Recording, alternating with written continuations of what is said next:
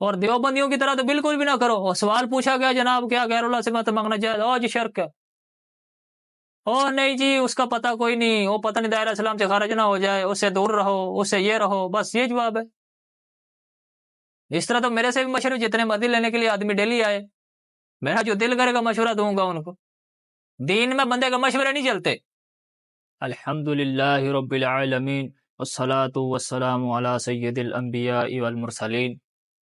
اما بعد فاعوذ باللہ من الشیطان الرجیم بسم اللہ الرحمن الرحیم. آج انشاءاللہ اس موضوع کے اوپر بات کی جائے گی کہ غیر اللہ سے مدد مانگنا جائز ہے، ناجائز ہے، بدعت ہے، حرام ہے، شرک ہے، کیا ہے، اس کے بارے میں بات کی جائے گی انشاءاللہ العزیز. اور جتنے بھی ہمارے بولے بالے بھائی ہیں جناب، دوست ہیں، ان کو گمراہ کرنے کی بدترین کوشش جاری ہے. لہذا غیر اللہ سے مدد کے بارے میں شرک اور بدعت کے فتوے دیے جا رہے ہیں اس طرح کے، جس طرح کوئی فیکٹری چل رہی ہے جس میں یہ شرک اور بدعت بن رہا ہے، تو لہذا یہ تقسیم کر رہے ہیں.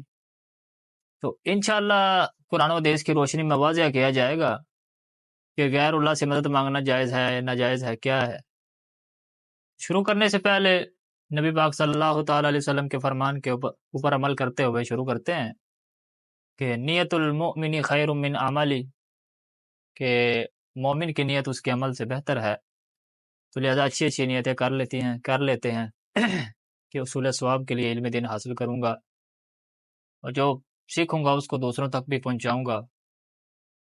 تو ایک دوسری روایت میں نبی پاک صلی اللہ تعالی علیہ وسلم فرماتے ہیں کہ انما الاعمال بالنیات، کہ نیت کا دار و مدار، عمل کا دار و مدار نیتوں پر ہے.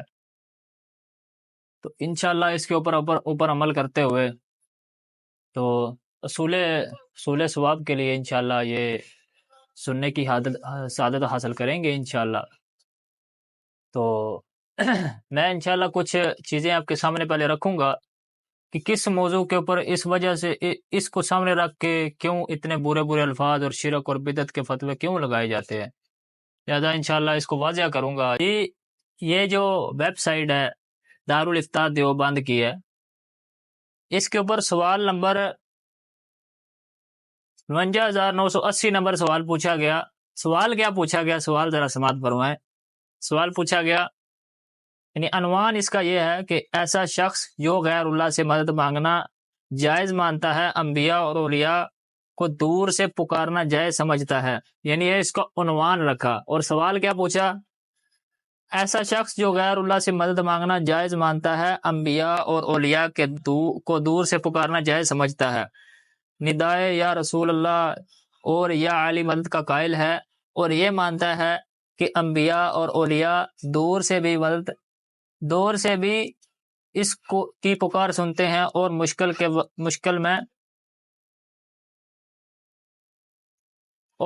وقت میں پکاریں تو مدد کرتے ہیں. نبی کریم صلی اللہ تعالی وسلم کو نور بھی مانتا ہے.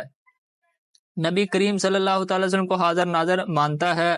مکان و ما یکون کا علم بھی نبی پاک صلی اللہ علیہ وسلم کے لیے مانتا ہے. محفل میلاد، 11ویں اور عرس وغیرہ کا بھی قائل ہے. ان سب عقائد کو حق مانتا ہے اور ان مندرجہ بالا عقائد کو ثابت کرنے کے لیے بحث بھی کرتا ہے اور قرآن و حدیث سے جائز مانتا ہے. مندرجہ بالا عقائد رکھنے والا شخص کو گمراہ، بدعتی یا کافر کہا جائے گا. سمجھانے کے باوجود بھی مندرجہ بالا عقائد پر قائم رہے تو اس پر کیا حکم شرعی ہوگا، اور ایسے شخص کے ساتھ اٹھنا بیٹھنا، کھانا پینا اور دوستی وغیرہ جیسے تعلقات رکھنا کیسا؟ یہ سوال پوچھا گیا. دارالعلوم دیوبند کی ویب سائٹ سے یہ میں نے فتویٰ نکالا ہے. سوال نمبر بھی بتا دیا اور اس کا جواب نمبر ہے 49,980. اس کا جواب نمبر ہے. صحیح ہے. آگے بسم اللہ الرحمن الرحیم کہہ کے شروع کرتا ہے کہ ایسے شخص کے دائرہ اسلام سے نکل جانے کا سخت اندیشہ ہے. اس کے زال ہونے میں شبہ نہیں. اس شخص کے ساتھ اٹھنا بیٹھنا کھانا پینا اور دوستی کا تعلق رکھنا دین و ایمان عقائد اعمال کے حق میں سم قاتل ہے، پس اس سے دور رہنا چاہیے۔ آگے لیتا ہے واللہ اعلم کہ اللہ بہتر جانتا ہے۔ اچھا، اس سے فتویٰ پوچھا گیا کہ آپ بتائیں جناب، یہ بندہ یہ کہتا ہے کہ نبی پاک صلی اللہ تعالی وسلم حاضر و ناظر ہیں اور یہ وہ غیر اللہ سے مدد مانگنے کا بھی قائل ہے، اور وہ میلاد وغیرہ بھی مناتا ہے، اس کا بھی قائل ہے۔ تو آگے کوئی جواب بس یہی دیا کہ اس سے ایسے بندے کا دائرہ اسلام سے نکل جانے کا امکان ہے، شبہ ہے، بس یہ جواب ہے۔ نہ کوئی ادھر کوئی حدیث، نہ کوئی آیت، نہ کوئی بزرگان دین کا اقوال۔ ویسے کہتے ہیں جی ہم حنفی ہیں، ہم یہ ہیں، ہم وہ ہیں۔ اچھا، ان کی مکروہ جو ہے نا، مکروہ چال میں آپ کو دکھاتا ہوں۔ ابھی جو ہے دارالافتاء اہل سنت جو ہے، دو قسم کے فتاوی جاتا ہے، انشاءاللہ میں آپ کو بتاؤں گا۔ اس کے اندر جو دلائل قائم کیے گئے انشاءاللہ وہ بھی بتاؤں گا۔ صرف اپنے آپ کو اہل سنت کہنے سے بندہ اہل سنت بن نہیں جاتا، اس کے قواعد ہیں، ان کے اوپر عمل کیا جاتا ہے تو پھر بندہ اہل سنت بنتا ہے۔ اس طرح تو قادیانی بھی کہتے ہیں جی ہم بھی مسلمان ہیں، کلمہ وہ بھی پڑھتے ہیں۔ پھر اچھا، ادھر سوال پوچھا کہ دارالافتاء اہل سنت ہے، اس کا ریفرنس نمبر ہے 5472، تاریخ 12 مہینہ 2017 کا یہ فتویٰ ہے۔ اچھا، سوال پوچھا گا کیا فرماتے ہیں علماء دین مفتیان شرع متعین اس مسئلے کے بارے میں کہ غیر اللہ سے مدد مانگنا جائز ہے یا نہیں؟ یہ شرک تو نہیں ہے؟ نیز یا رسول اللہ مدد، یا علی مدد، یا غوث اعظم مدد کہنا جائز ہے نہیں یا جائز نہیں؟ یہ سوال پوچھا گیا۔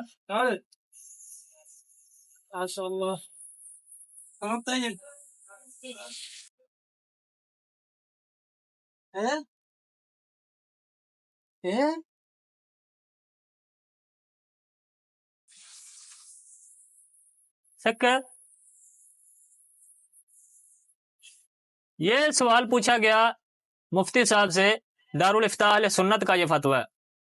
مفتی صاحب سے سوال پوچھا گیا کہ اگر کوئی بندہ یہ کہتا ہے کہ یا غوث اعظم مدد، یا علی مدد، یا رسول اللہ مدد، اس کا قائل ہے، تو اس کے بارے میں آپ کیا فرماتے ہیں؟ اچھا،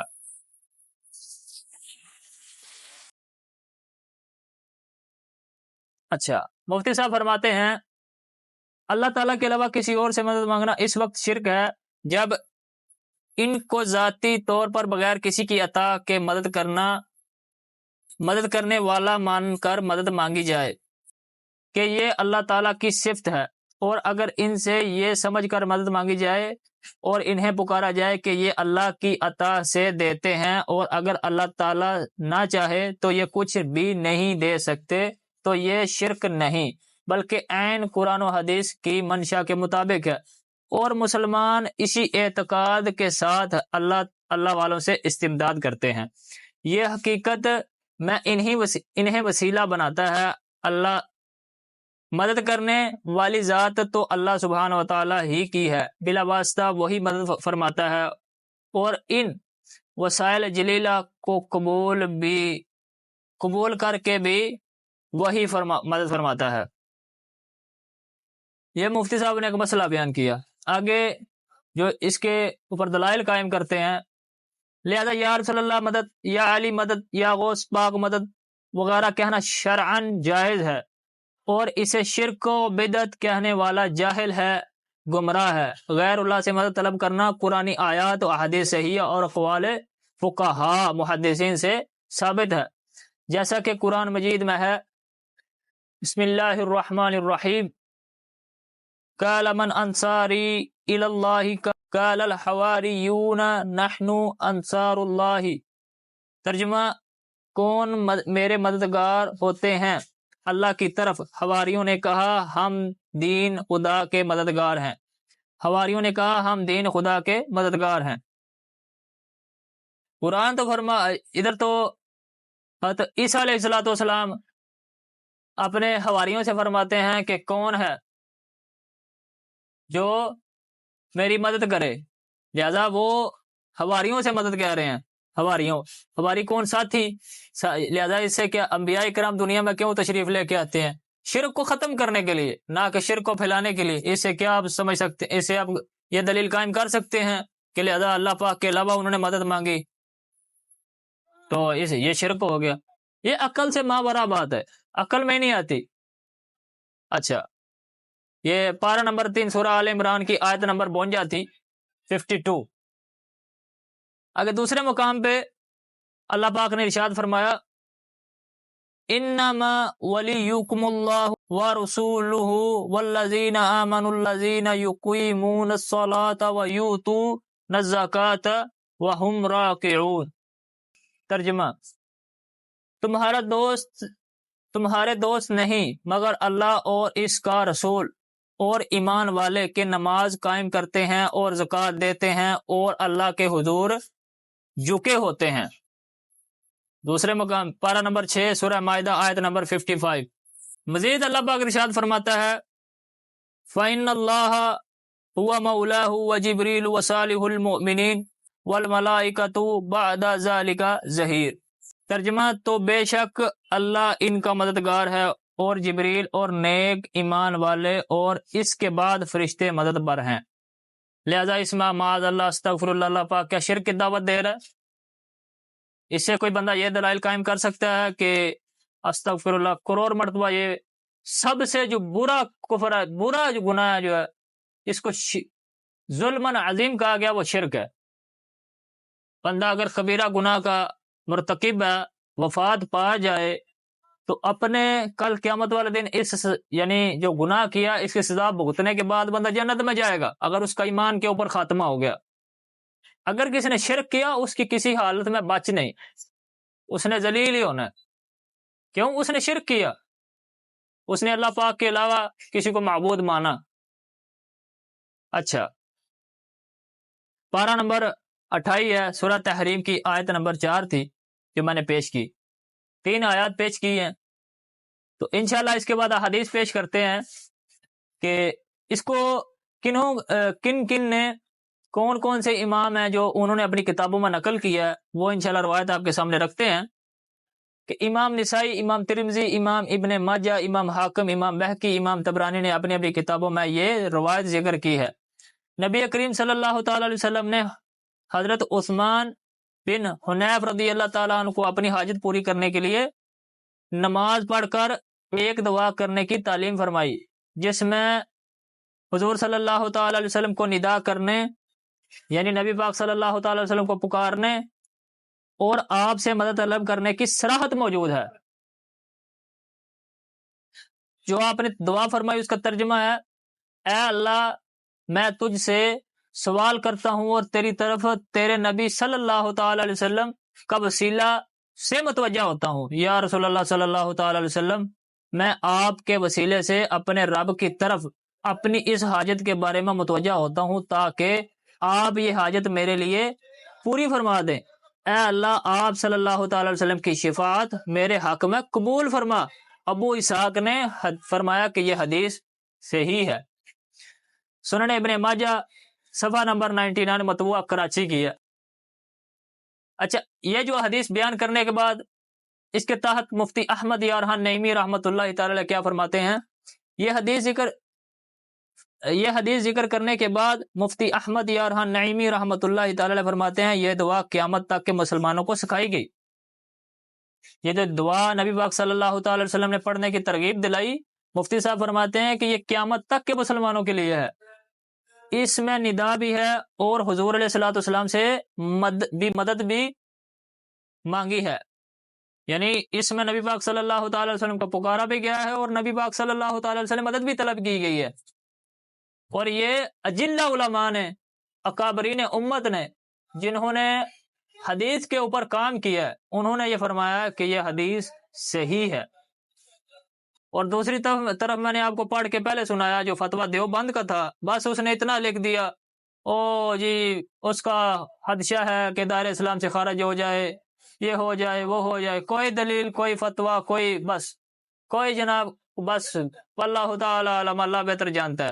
جب تم کو پتہ ہی کسی چیز کا نہیں تو پھر فتویٰ دینے کا تم کو مفتی کون کہتا ہے؟ سب سے پہلے تو بات یہ ہے۔ نبی پاک صلی اللہ تعالی علیہ وسلم نے کیا فرمایا کہ اس کے جھوٹے ہونے کی دلیل ہی یہی ہے کہ وہ ہر سنی سنائی بات کر دیتا ہے۔ یہ تو کہہ دینا جی وہ اس سے سنا تھا، اس سے سنا تھا، اس سے سنا تھا، اس سے سننے سے کیا فائدہ ہے؟ اس کی بات حجت ہے، قرآن و حدیث حجت ہے۔ لہذا کوئی دلائل قائم کرتا بندہ ہو، پتہ نا ہماری اتنی اوقات نہیں ہے، اگر ہم ان کے سامنے آئیں گے تو ہمیں منہ پہ چپیڑے لگائیں گے بعد میں، کیونکہ علم تو ہے نہیں، بس یہ جتنا بولتے ہیں اتنا غور کریں تو یہ بندے کے پتر بن جائیں جناب، تو تمیز ہی کوئی نہیں کسی چیز کی۔ یہ مفتی صاحب فرماتے ہیں جاء الحق حصہ نمبر 1 اور صفحہ نمبر 178 مطبوعہ اسلامیہ لاہور کی چھپی ہوئی ہے۔ اور اسی طرح امام طبرانی نے سید عتبہ بن غزوان رضی اللہ تعالیٰ عنہ سے راوی کے حضور سید المرسلین صلی اللہ تعالی علیہ وسلم فرماتے ہیں، ترجمہ، جب تم میں سے کسی شخص کی کوئی چیز گم ہو جائے اور مدد مانگنا چاہے تو یوں کہے، اے اللہ کے بندو میری مدد کرو، اے اللہ کے بندو میری مدد کرو، کہ اللہ کے کچھ بندے ہیں جنہیں یہ دیکھتا نہیں۔ نبی کریم صلی اللہ تعالی علیہ وسلم فرماتے ہیں کہ جب کسی کوئی چیز گم ہو جائے تو وہ مدد مانگنا چاہے تو اس طرح کہے، اے اللہ کے بندو میری مدد کرو۔ لہذا استغفر اللہ کے نبی پاک غیر سے مدد مانگنے کا غیر شرک کی دعوت دے رہے ہیں، استغفر اللہ۔ لہذا ان کی عقل کے اوپر پردے پڑ چکے ہیں، ان کو کوئی سمجھ ہی بات نہیں آتی، آپ ان کے سامنے پورا قرآن پڑھ دیں۔ اور رات کو میں کلپ سن رہا تھا جناب، بہت بڑا اپنے اس کو عالم دین سمجھتے ہیں، عجیب و غریب ترجمے لکھا اس کے اوپر اپنے جو اس کے علماء ہیں، جو ان کے اپنے کابرین ہیں، انہوں نے کیا لکھا اس کی تفسیر میں، وہ پڑھ کے کیوں نہیں سناتے؟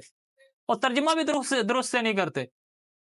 اور صاحب سے پوچھا گیا جناب ادھر، جی لا الہ الا اللہ محمد رسول اللہ صلی اللہ تعالی علیہ وسلم کا ترجمہ کیا ہے؟ جی اللہ کے سوا کوئی معبود، محمد صلی اللہ تعالی علیہ وسلم اللہ کے رسول ہیں، نہیں کہا، بس اللہ کے رسول۔ بندہ اس سے یہ پوچھے اللہ تعالیٰ کے سوا، کے کدھر عربی کا لفظ ہے؟ دکھاؤ کدھر کلمے میں لکھا کہ۔ لہذا یہ جو چیزیں ہیں اگر آپ اس کو واضح نہیں کریں تو پتہ کس طرح چلے گا؟ اس کا ترجمہ یہ کیا کہ اللہ کے سوا کوئی معبود، آگے بڑھے گا محمد رسول اللہ، لہذا ادھر ہی تو ان کو موت پڑ جاتی ہے۔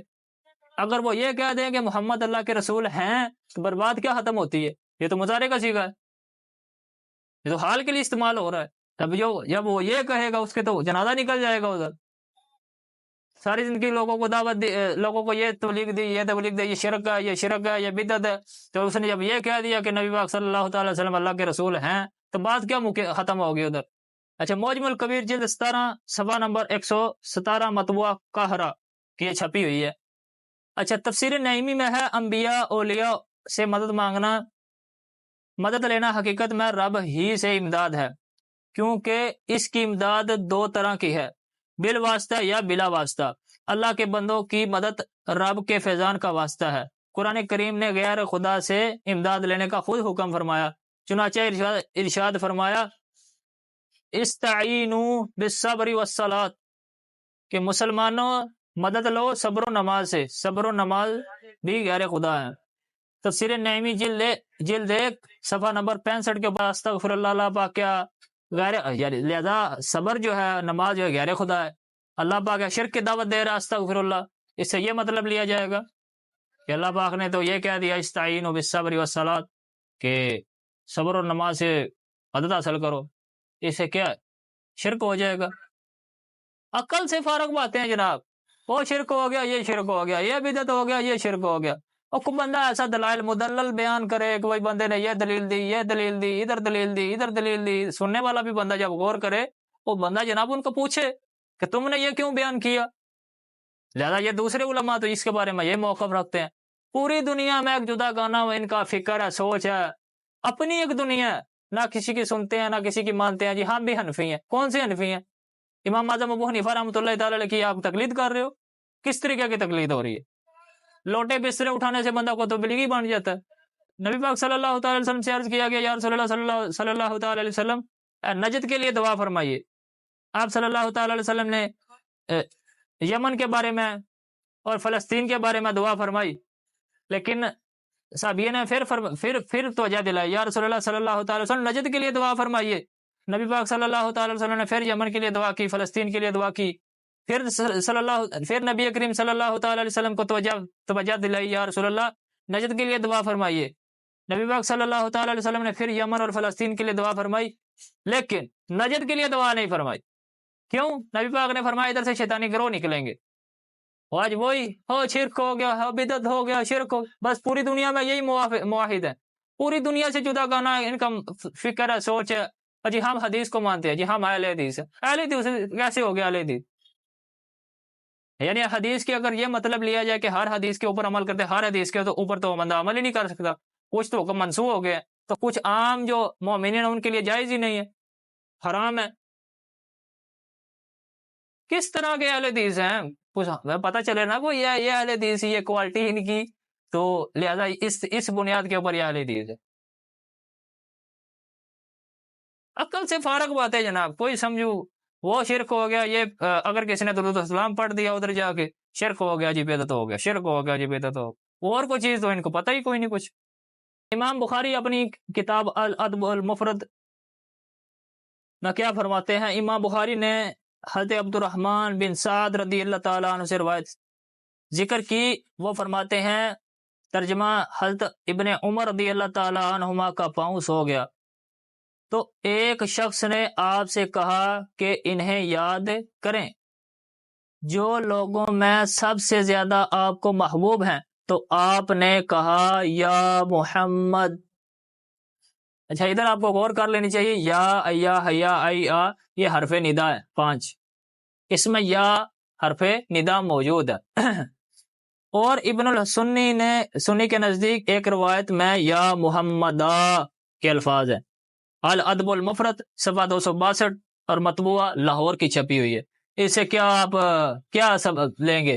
ہو جی اس کو ان غیر اللہ کو پکارنا شرک ہے، ادھر تو حدیث پاک کا لفظ ہے، امام بخاری نے اپنی کتاب میں لکھا ہے۔ کیا امام بخاری کے اوپر آپ شرک کا فتویٰ لگائیں گے؟ مشرک تھے، استغفر اللہ۔ اگر ایک لمحے کے لیے مان لیا جائے کہ وہ مشرک تھے، استغفر اللہ، یہ تو ٹولہ ان کا بچتا ہی کوئی نہیں۔ یہ جو ختم بخاری کرواتے ہیں، یہ جو ختم بخاری کرواتے ہیں، یہ اسی زمرے میں نہیں آئیں گے۔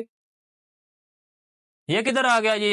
یہ جو میلاد، ہم میلاد منا لیتے، جو یہ شرک ہو گیا، بدعت ہو گیا، تو یہ ختم بخاری کریں، وہ کون سی حدیث اور کون سی آیت سے ثابت ہے اب ختم بخاری کریں؟ کدھر سے ثابت ہے یہ؟ کیا امام اعظم ابو حنیفہ رحمۃ اللہ تعالی نے اس کا درس، اس کی صحابہ نے فرمایا اس کے بارے میں کہ آپ نے ختم بخاری کرنی ہے؟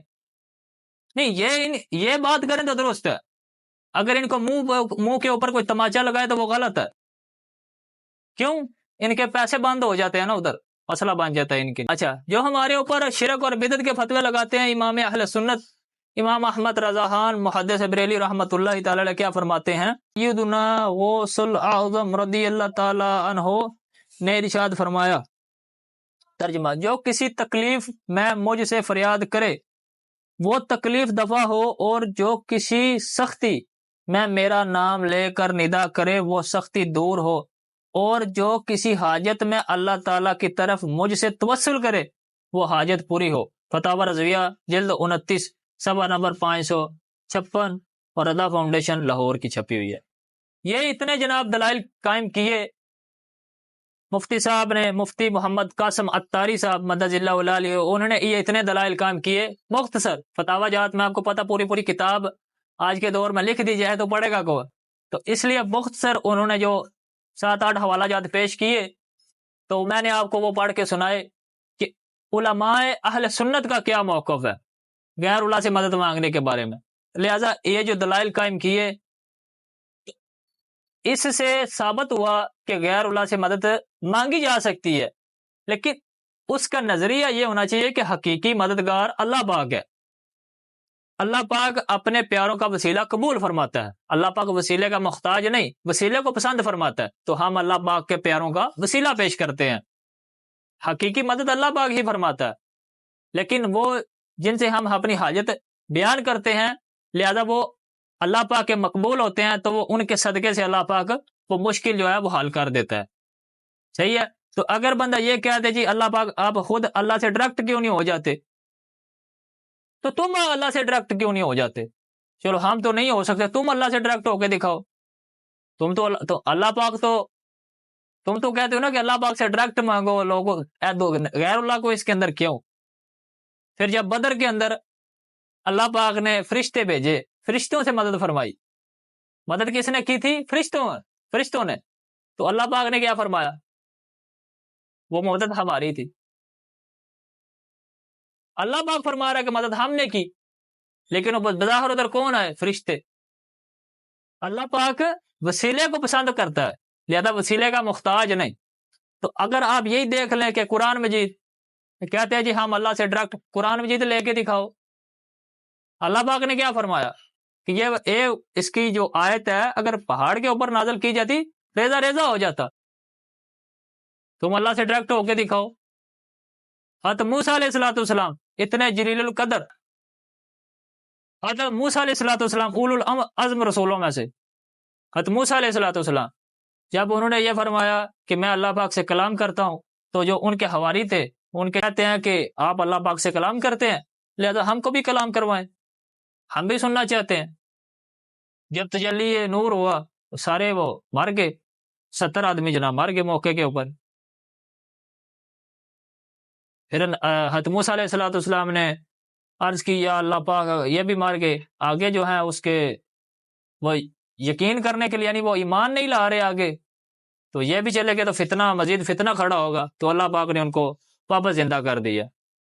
جب حضرت موسیٰ علیہ السلام کے جو حواری تھے وہ اللہ پاک کی جھلک جو برداشت نہ کر سکے، تو تم اللہ پاک سے ڈائریکٹ کس طرح مانگ سکتے ہو؟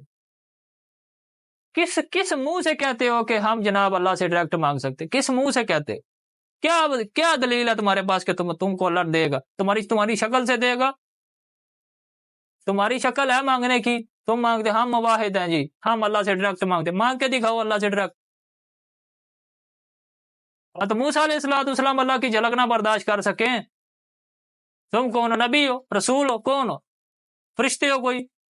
نہیں، بنی آدم ہو۔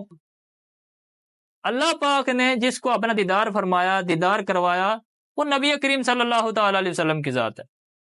آپ کے علاوہ کسی کو یہ حق پہنچ ہی نہیں سکتا دنیا میں کہ وہ اللہ پاک کی زیارت کرے، ٹھیک ہے؟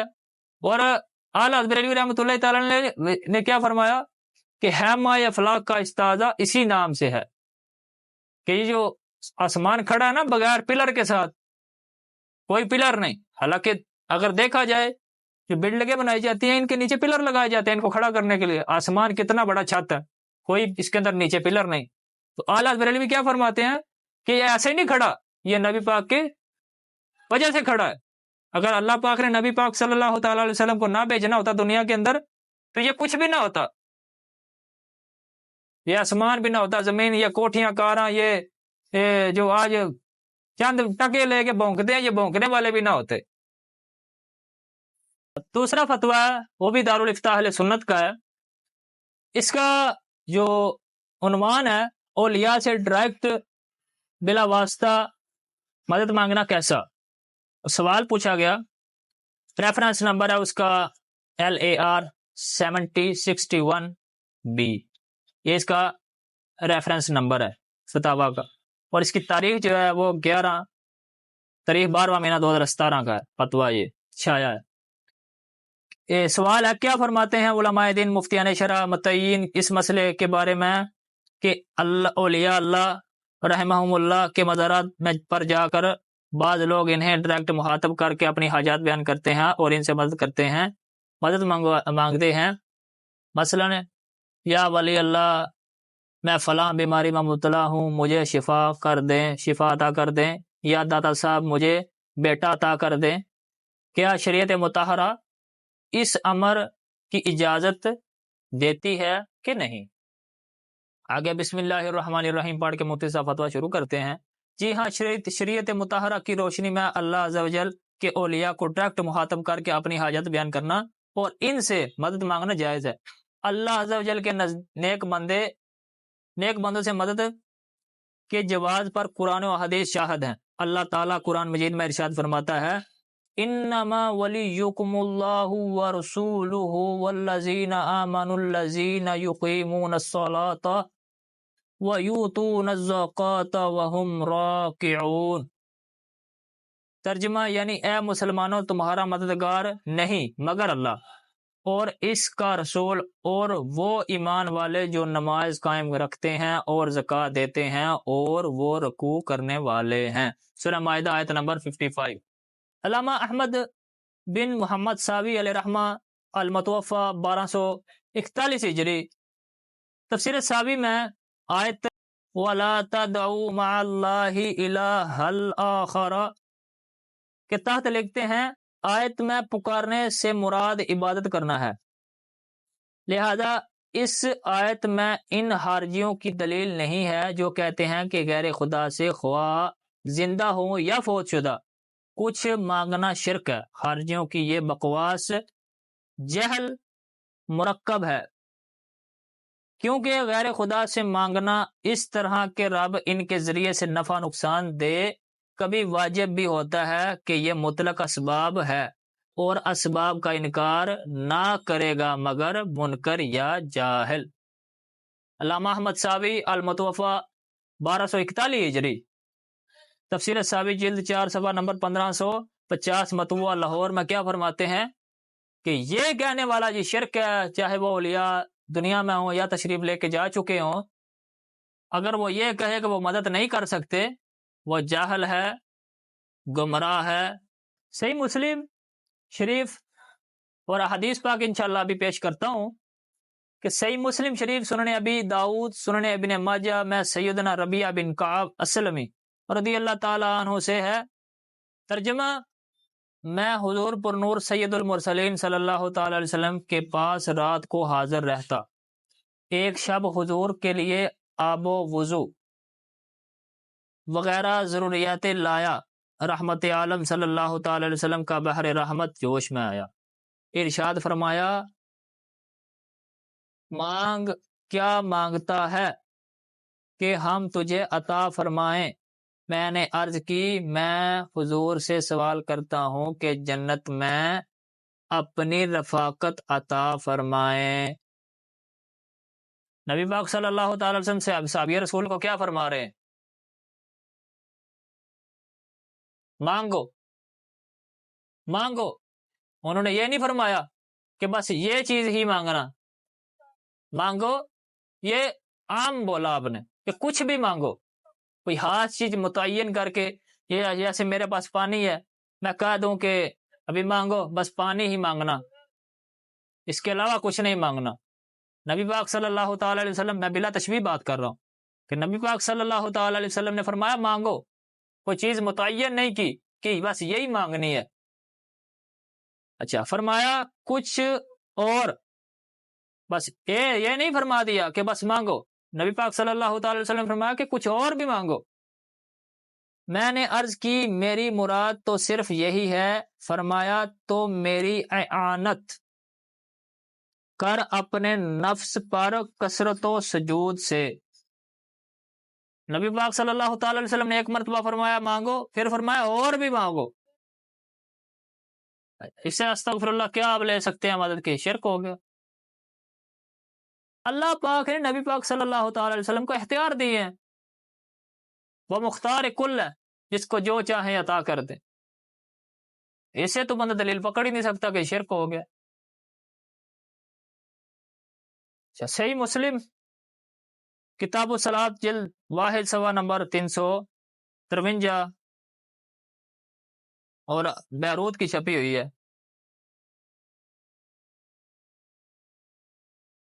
اچھا دوسری حدیث میں نیک لوگوں سے ڈائریکٹ حاجات و مدد مانگنے کی ترغیب موجود ہے، چنانچہ معجم الکبیر کے حدیث پاک میں ہے، ترجمہ بلائی وہ حاجتیں، بلائی اور حاجتیں ان لوگوں سے مانگو جن کے چہرے عبادت الہی سے روشن ہیں، معجم الکبیر اور جلد 11 اور صفحہ نمبر اس کا 81 مطبوعہ قاہرہ کی چھپی ہوئی ہے۔ اچھا تیسری حدیث مسند اسحاق بن راہویہ فضائل صحابہ، امام احمد بن حنبل مسند ابی یعلا، معجم الاوسط اور بہقی شعب الایمان میں بھی یہ حدیث موجود ہے۔ مستدرک علی صحیحین مستدرک علی الصحیحین حاکم میں ہے کہ حضرت علی رضی اللہ تعالی عنہ فرماتے ہیں نبی کریم صلی اللہ تعالی علیہ وسلم نے فرمایا میرے نرم دل امتیوں سے نیکی و احسان مانگو، ان کے ذل و عنایت میں آرام کرو گے۔ نبی پاک صلی اللہ تعالی علیہ وسلم نے فرمایا کہ جو میرے امتی ہیں، جو رحم دل ہیں، جو نیک ہیں، جو تمہارے ساتھ مخلص ہیں، جو بڑے ہی نرم دل رکھتے ہیں، ان سے مانگو۔ نبی پاک فرما رہے ہیں مستدرک علی الصحیحین للحاکم جلد 4 صفحہ نمبر اس کا 357، یہ بیروت کی چھپی ہوئی ہے۔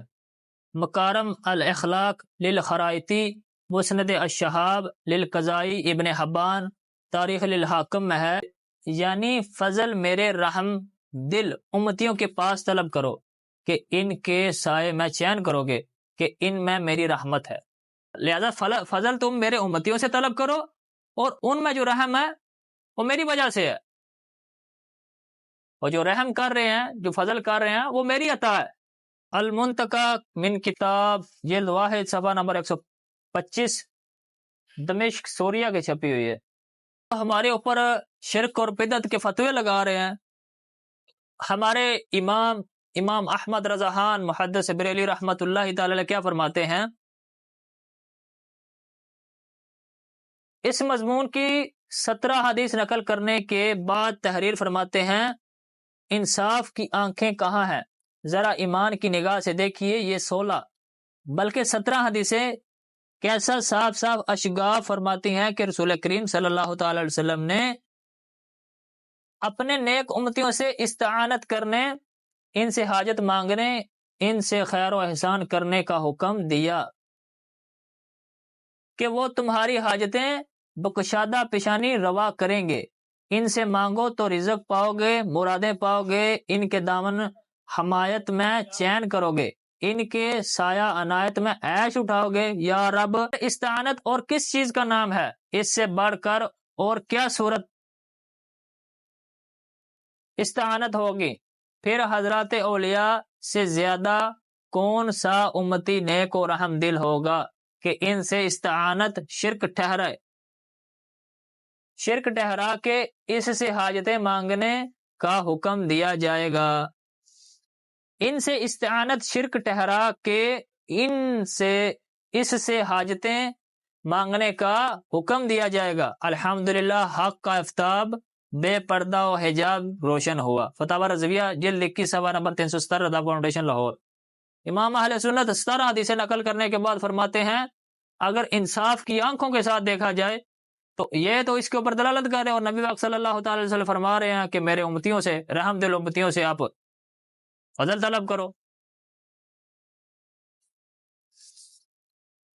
اگلی حدیث ہے کہ مصنف ابن ابی شیبہ میں حضرت ابان بن صالح رضی اللہ تعالیٰ عنہ سے مروی ہے کہ رسول کریم صلی اللہ تعالی علیہ وسلم ارشاد فرماتے ہیں، ترجمہ، جب تم میں سے کسی کا اونٹ یا جانور بیابان جنگل پر بھاگ جائے، بیابان جگہ پر بھاگ نکلے جہاں وہ کسی کو نہیں دیکھتا جو اس کی مدد کرے، تو وہ یہ کہے اے اللہ کے بندو میری مدد کرو، اے اللہ کے بندو میری مدد کرو، تو بے شک اس کی مدد کی جائے گی۔ مصنف ابن ابی شیبہ کتاب الدعاء جلد 6 اور صفحہ نمبر 103 ریاض کی چھپی ہے، نجد کی مطبوعہ ریاض کی چھپی ہوئی ہے۔ اور جو شرک کے فتوے اس طرح دیتے جیسے مشین کو لگائی ہوئی ہے، تو ریاض کی چھپی ہوئی ہے، آنکھیں ذرا کھول کے پڑھو۔ ہاں، نبی پاک صلی اللہ تعالی علیہ وسلم فرما رہے ہیں کہ کیسے بیابان میں، جنگل میں تمہارا اونٹ کوئی اور جانور بھاگ گیا، تم اس طرح جو ہے وہ ندا لگاؤ، اے اللہ کے بندو میری مدد کرو، اللہ کے بندو، یہ نہیں فرمایا کہ اللہ سے مدد کرو، اللہ مدد کرے، یہ نہیں فرمایا کہ اے اللہ مدد کر۔ نبی پاک صلی اللہ تعالی علیہ وسلم نے فرمایا کہ اس طرح ندا کرو کہ اے اللہ کے بندو میری مدد کرو۔ اگلی روایت ہے معجم الکبیر میں حضرت عتبہ بن غزوان رضی اللہ تعالیٰ عنہ سے مروی ہے، رسول کریم صلی اللہ تعالی علیہ وسلم نے فرمایا، ترجمہ، جب تم میں سے کوئی شخص کسی چیز کو گم کر دے یا اسے مدد کی حاجت ہو اور وہ ایسی جگہ ہو جہاں کوئی ہمدم نہیں، تو اسے چاہیے یوں پکارے، اے اللہ کے بندو میری مدد کرو، اے اللہ کے بندو میری مدد کرو، کہ اللہ کے کچھ بندے ہیں جنہیں ہم دیکھ نہیں رہے ہوتے اور اس کی مدد کریں گے۔ معجم الکبیر جلد 17 اور صفحہ نمبر 117 اور مطبوعہ یہ قہرہ کی چھپی ہوئی ہے۔ نبی پاک صلی اللہ تعالی وسلم کیا فرماتے ہیں کہ جب تم ایسے ویران میں جدھر تم بظاہر نہیں دیکھ سکتے کہ تمہاری کو مدد کرے گا، بظاہر تم کو وہ نظر نہیں آ رہے، لیکن تم اس طرح ندا کرو کہ اے اللہ کے بندو میری مدد کرو، اے اللہ کے بندو میری مدد کرو۔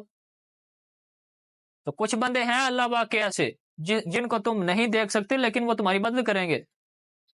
ابھی کیا کرو گے اس کا؟ ذرا آنکھیں کھول کے پڑھو جناب، تم کو پتہ چلے کہ کیا کیا احادیث کی کتابوں میں کون کون سی احادیث لے کے آئے ہیں محدثین، ذرا آنکھیں کھول کے پڑھو۔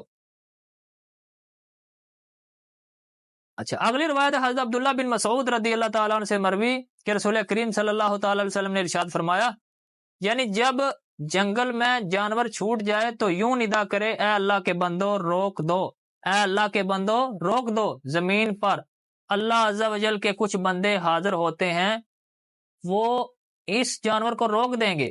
مسند ابی یعلا جلد نمبر 9 اور صفحہ نمبر 177، اور یہ مطبوعہ دمشق کی چھپی ہوئی ہے، دمشق کی چھپی ہوئی ہے جناب۔ اس حدیث کا کیا کریں گے جناب؟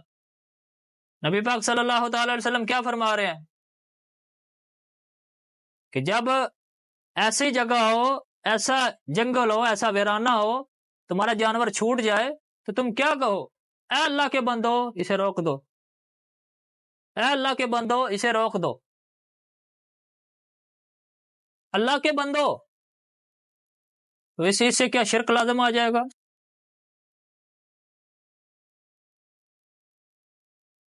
اچھا، پھر امام اہل سنت امام احمد رضا خان محدث بریلوی رحمۃ اللہ تعالی کیا فرماتے ہیں کہ 3 صحابہ کرام رضی اللہ تعالیٰ عنہم نے روایت فرمائی، قدیم سے اکابر علماء دین رحمہم اللہ تعالیٰ کی مقبول و معمول مجرب ہیں۔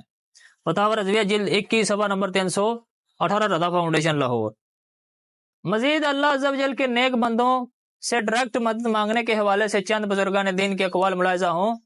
چنانچہ حضور پر نور غوث اعظم رضی اللہ تعالیٰ عنہ ارشاد فرماتے ہیں، جو کسی مصیبت میں مجھ سے فریاد کرے وہ مصیبت دور ہو، اور جو کسی سختی میں میرا نام لے کر ندا کرے وہ سختی دفع ہو، اور جو اللہ عز و جل کی طرف کسی حاجت میں مجھ سے وسیلہ کرے وہ حاجت پوری ہو، اور جو 2 رکعت نماز پڑھے اور ہر رکعت میں بعد سورہ فاتحہ 11 بار سورہ اخلاص پڑھے، پھر سلام پھیر کر رسول کریم صلی اللہ تعالی علیہ وسلم پر درود سلام بھیجے اور مجھے یاد کرے، پھر بغداد شریف کی طرف 11 قدم چلے اور میرا نام لے کر وہ اپنی حاجت کا ذکر کرے، تو بے شک اللہ تعالیٰ کے حکم سے وہ حاجت پوری ہو جائے گی۔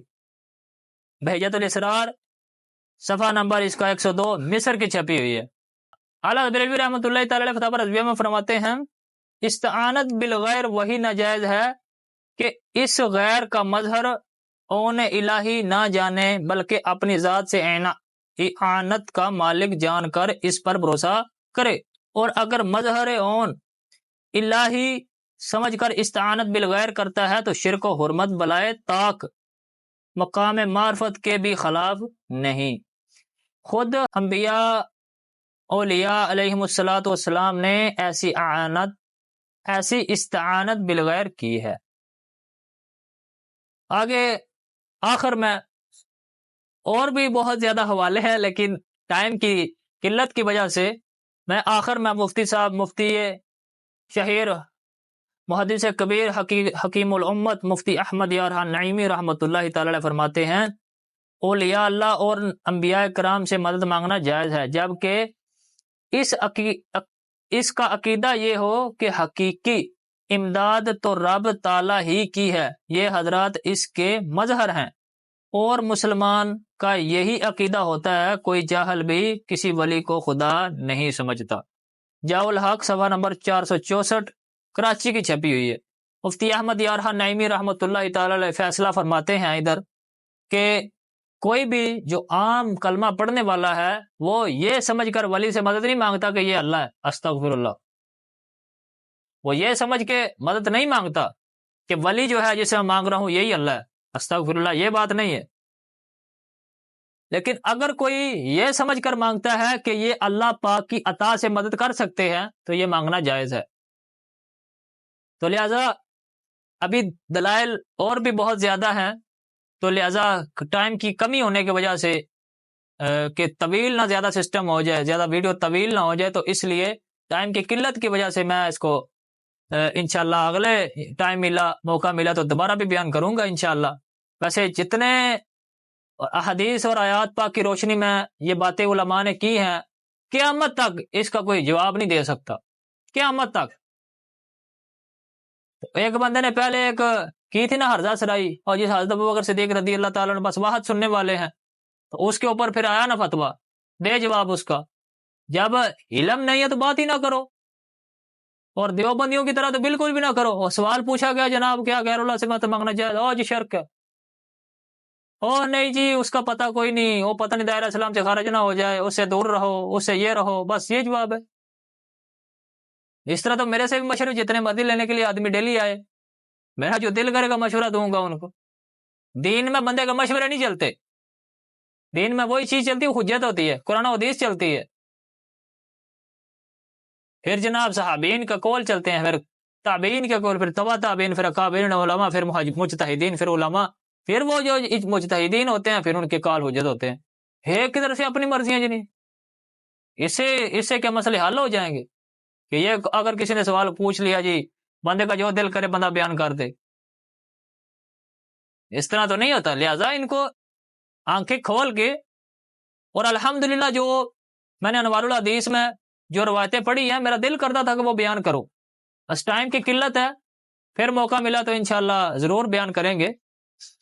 اور اللہ پاک ہمیں صراط مستقیم پر چلنے کی توفیق اور جمیل عطا فرمائے، اور نبی پاک صلی اللہ تعالی علیہ وسلم کا سچا پکا عاشق بنائے، اور نبی پاک صلی اللہ تعالی علیہ وسلم کے اوپر درود پڑھنے کی توفیق اور جمیل عطا فرمائے، پنج گانہ نماز ادا کرنے کی توفیق اللہ پاک جمیل توفیق اور جمیل عطا فرمائے۔ وآخر دعوانا الحمدللہ رب العالمین۔